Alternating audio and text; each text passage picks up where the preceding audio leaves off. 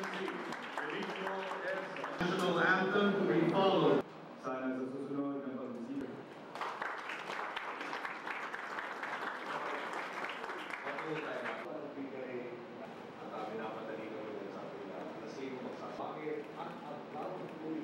Ganito po kahalaga ang selebrasyon at pagtitipon natin ngayon.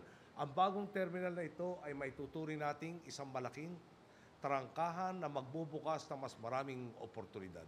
Hindi lamang para sa labas-masok ng mga banyagang negosyante at turista, ngunit higit sa lahat para sa patuloy na pagyabong ng turismo sa bansa.